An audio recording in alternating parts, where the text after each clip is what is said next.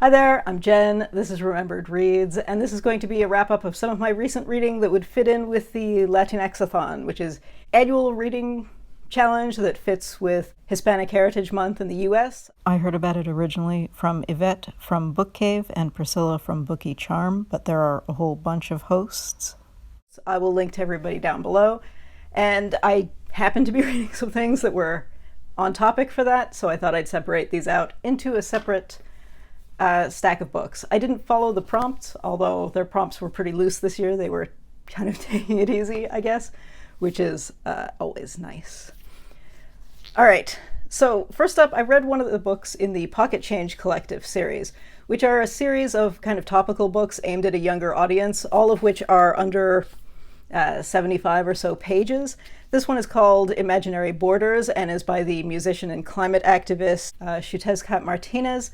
And the first 2/3 of this book are mostly about climate issues, and then the final third is an artist biography. And this is a perfectly good book for the format. My issue with all of these is the format itself, that they could be twice as long. I don't understand why these don't have a 100-page limit instead of the seemingly 70-page limit.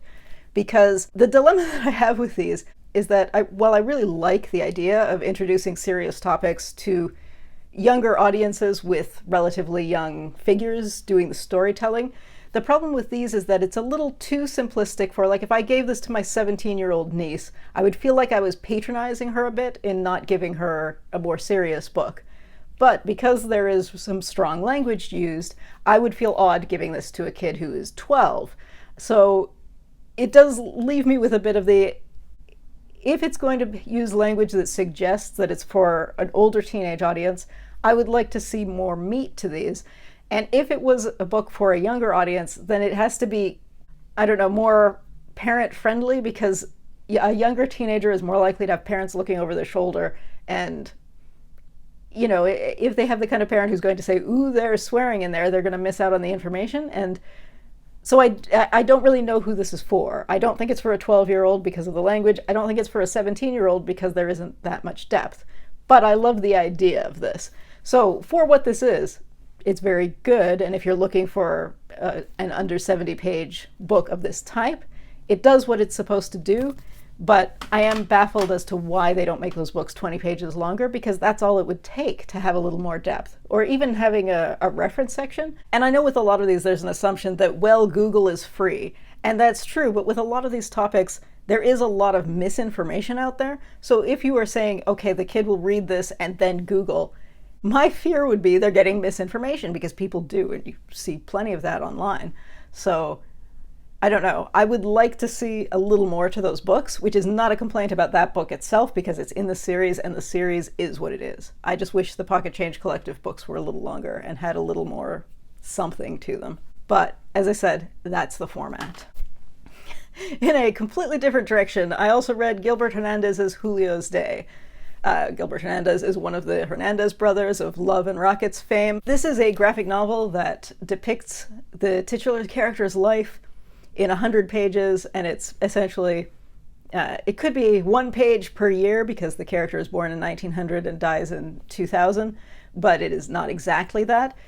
I love the concept of this. I think it's fantastic because it shows the evolution of everything from cultural attitudes towards rural living, to cultural attitudes towards queerness, to just attitudes towards gender and the military and all kinds of things.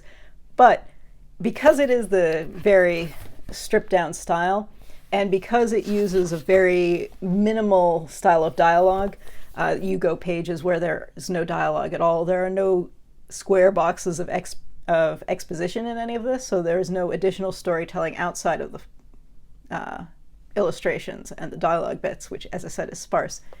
And normally I really like that kind of thing, but I think that for something that is 100 years and 100 pages, it is very challenging to provide enough information, especially when this is dealing with the multiple generations around this character, many of whom have the same name.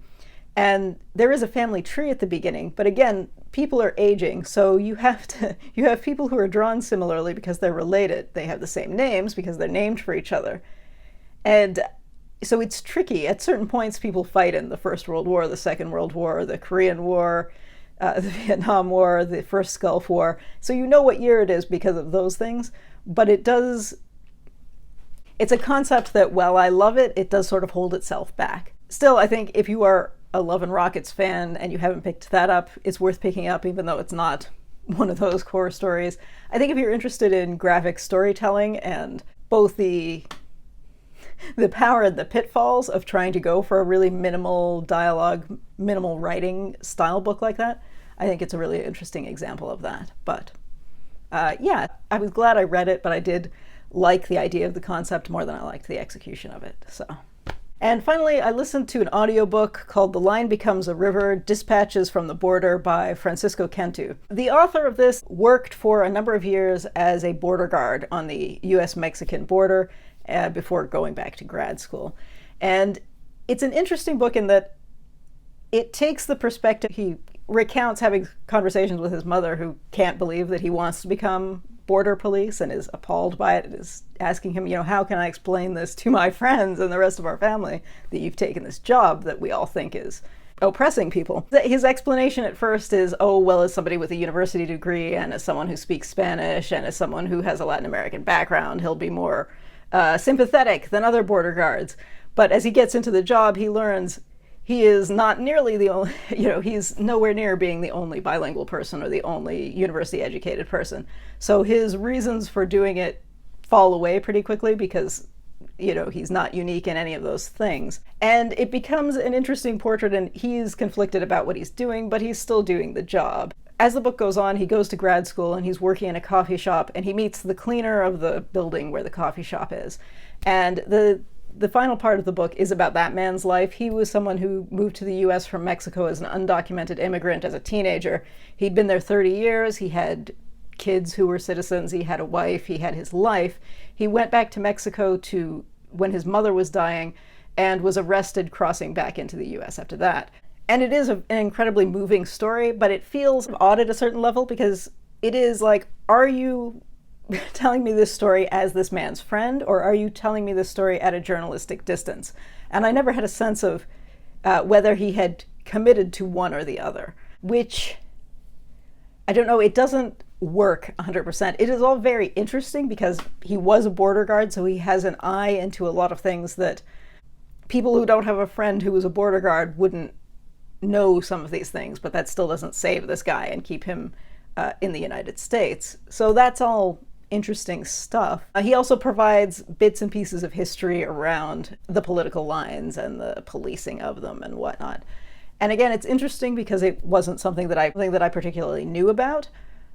So it was educational that way. But it is in a weird spot if you think about the personal connections too much, because it does feel like he hasn't actually reconciled the issue that his mother has with his job at the border, and that he hasn't really worked out whether he's a journalist or a friend when it comes to his friend that he's talking about helping. So it's a bit of an odd book from that perspective, but informationally, I think if you don't know a lot about the history of that side of the border, I do think it's interesting when they talk about how some of the rules changed, because it is not the same as the border rules changing between Canada and the US. And having lived in the US for 5 years and having crossed into the United States a number of times, which is often a pain, but thinking about, getting sent off for secondary questioning is not as much of a pain as being chased on horseback. And it's useful to be aware of that if it's not something that you have to think about every day. Yeah, so it's a dilemma. It was interesting, but it is kind of uncomfortable in bits just because it does raise questions as to what's being exploited here and who owns the stories that they're telling. And, would people have told him the same stories if they had known that he was going to write a book about it, is something that I kept thinking, both in the border stories and the stories with his friend, because some of that is a little uncomfortable, maybe? I don't know. But if you've read it, I would love to hear what you thought, and if you had the same conflicted feelings about it, because I'd be interested in knowing that. So that's the recent reading I did that was on topic for the Latinx-a-thon. If you were reading anything for that, I'd love to hear what you read, because I know a lot of people were doing more specifically focused reading, which is always interesting. Or we're doing horror stuff, which is fun for October. I haven't read any horror in a long time. Anyway, that's it for now. Ciao.